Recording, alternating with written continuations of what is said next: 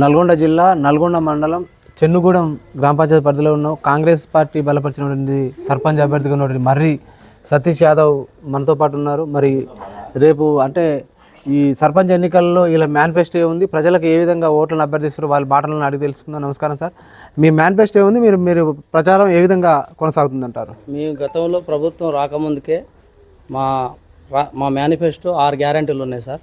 అందులో మొట్టమొదటిగా రాహుల్ గాంధీ గారు, ఖార్గే గారు, మా ప్రియాంక గాంధీ గారు, సోనియా గాంధీ గారు ఆ రోజు కామారెడ్డి డిక్లరేషన్లో 6 గ్యారెంటీలు ఇచ్చారు సార్. ఇచ్చిన దానికంటే ఇంకా డబల్ చేసారు మా ప్రభుత్వం వచ్చినాక.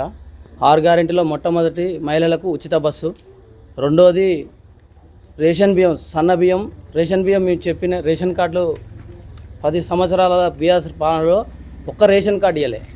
ఏడ ఎలక్షన్లు ఉంటే అక్కడ రేషన్ కార్డులు అమలు చేశారు, ఎలక్షన్ లేని కాడ రేషన్ కార్డు ఇవ్వలే.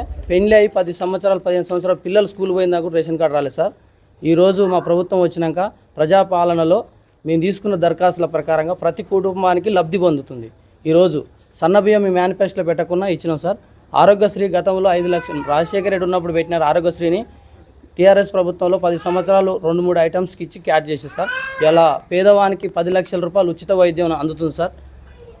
మూడోది 200 యూనిట్ల కరెంటు ప్రతి ఇంటికి ప్రతి విలేజ్లో అందరికీ లబ్ధి పొందుతారు సార్. ఉచిత గ్యాసు లబ్ధి పొందుతారు సార్. ఈరోజు మా ప్రభుత్వం వచ్చినాక మేము ఇచ్చే 6 గ్యారెంటీల కన్నా ఇంకా ఎక్స్ట్రా ఇస్తున్నాం సార్. మా నల్గొండ జిల్లా మా స్థానిక మంత్రివర్యులు కోమటిరెడ్డి వెంకరెడ్డి గారు మాకు నల్గొండ నుంచి నర్సింగ్పట్లకు చండూరు పోవడానికి పోయా ఆయన ఉన్నప్పుడు చేసిన రోడ్డు తప్ప డబల్ రోడ్ వేయలేదు సార్.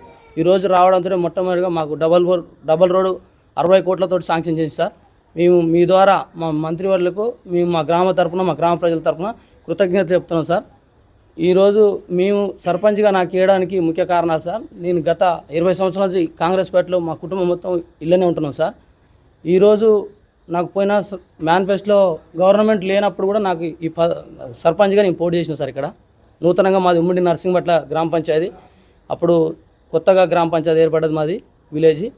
మాకు అప్పుడు నేను 2018లో కూడా ప్రభుత్వం లేకున్నా పోటీ చేసిన సార్. కొద్ది ఓట్లతో ఓడిపోయినా నేను.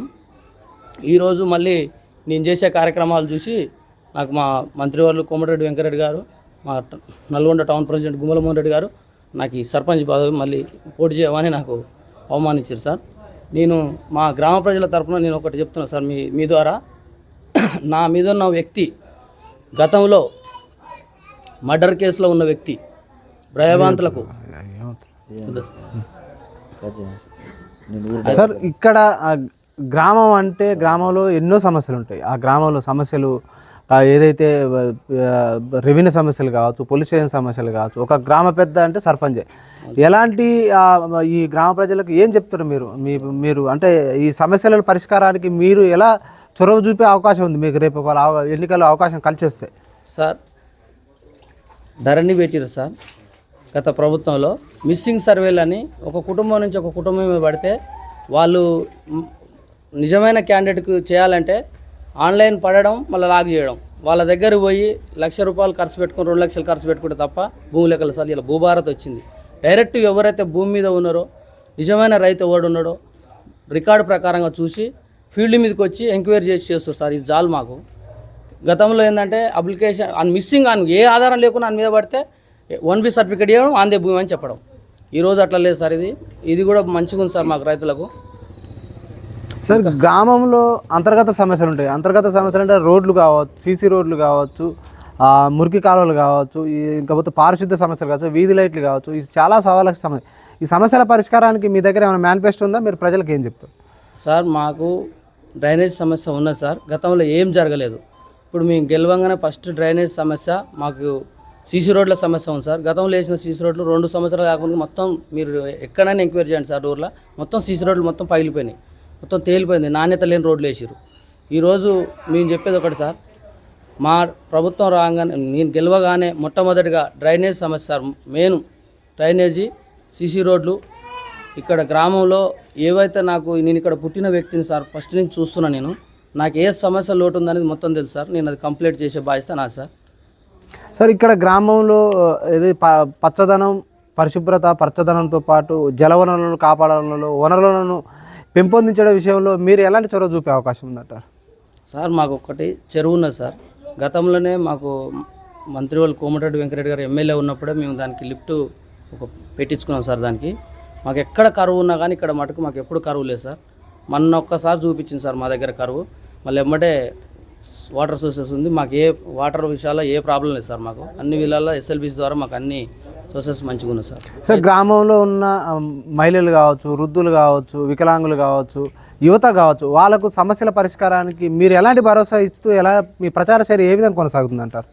గతంలో చెప్పిన వాళ్ళు ఇక్కడ రేషన్ షాపు కొత్త గ్రామ పంచాయతీ మనకు వస్తుందని చెప్పి అప్పుడు వాళ్ళు చెప్పి ఎన్నికల్లో గెలిచారు సార్. ఇంతవరకు మాకు రేషన్ షాప్ రాలేదు సార్. నేను మా మంత్రి గారి ద్వారా నేను అడగవలసింది మీ ద్వారా సార్. నేను మా సార్ని అడిగితే నాకేం చెప్పినంటే ఫస్ట్ మొట్టమొదటిగా వచ్చే నెల ఇక్కడనే బియ్యం తీసుకోరా, మీకు ఆల్రెడీ రేషన్ షాప్ ఓకే అయిందని చెప్పి మాకు నర్సింగ్పట్ల 3 కిలోమీటర్లు సార్. పాత గ్రామ పంచాయతీ పోయేది మా వాళ్ళంతా. ఈసారి మొత్తం ఇక్కడనే నేను రేషన్ బియ్యం ఇక్కడనే ఇప్పేయడానికి రేషన్ షాప్ పెట్టిస్తున్నాను సార్ ఇక్కడ. సార్ ప్రస్తుతం ఇక్కడ గ్రామంలో వైద్య పాఠశాల బలోపేతాన్ని కావచ్చు, ఇది వైద్యశాల బలోపేతాన్ని కావచ్చు, ఆ పిల్లలు ఆడుకోవడానికి ఆటశాల పెంపొందించడం కావచ్చు, ఓపెన్ జిమ్ సౌకర్యాలు ఏమైనా కల్పించే అవకాశాలు ఏమైనా ఉన్నాయంటారా? సార్ మేమైతే అలాంటివి ఏమి అనుకోలేదు సార్. ప్రభుత్వ పరంగా ఏది ఉన్నా నేను చేస్తాను సార్ నా తరఫుకెళ్ళి. యువత కూడా మత్తు పదార్థాలకు బానిస అవుతుంటారు. వాళ్ళు మార్పు రావడానికి, చైతన్యం రావడానికి, వారికి ఉద్యోగ అవకాశాలతో పాటు లైబ్రరీ ఏర్పాటుకు చేసే మీ ఎంతో సహకారం ఏమైనా ఉంటుందంటారా భవిష్యత్తులో? ఉంటుంది సార్, 100% ఉంటుంది. నేను మా యువకులకు కూడా చెప్తున్నా సార్. మాది నల్గొండ టౌన్కు 10 కిలోమీటర్ల దూరాన్ని ఉంది సార్. మేము ఆదర్శ గ్రామంగా తీసుకోవాలని చూస్తున్నాం సార్. మా యువత చదువుకున్న వాళ్ళు ఎవరైనా ఇక్కడ మంచి ఉండాలని నేను కోరుకుంటున్నాను సార్. ప్రధాన సమస్య కోతులు కుక్కల బెడద ఉంది, వాటిని నివారించాలంటున్నారు. దాంతోపాటు ఏదైతే బెల్ట్ షాపులు కూడా నియంత్రించే మహిళలు అంటున్నారు. మరి దీనిపై మీ స్పందన ఏంటి? అంత లోతుగా మేము ఆలోచించలేదు సార్. ఎందుకంటే బెల్ట్ షాపులది మా చదివి కదా సార్. చట్టం గవర్నమెంట్ ఉంది, పైన ఆఫీసర్లు వాళ్ళు చూసుకుంటారు. మనకి సార్ ఓటు అనేది పవిత్రమైనది. ఆ ఓటుని మద్యానికో మనికో అమ్ముకోవడం జరుగుతుంది. ఈ రాజకీయ పార్టీలే ప్రజలను ప్రలోభాలకు గురి చేస్తుంది. అలాంటి సంస్కృతి పోవడానికి మీరు ఎలా కృషి చేస్తున్నారు?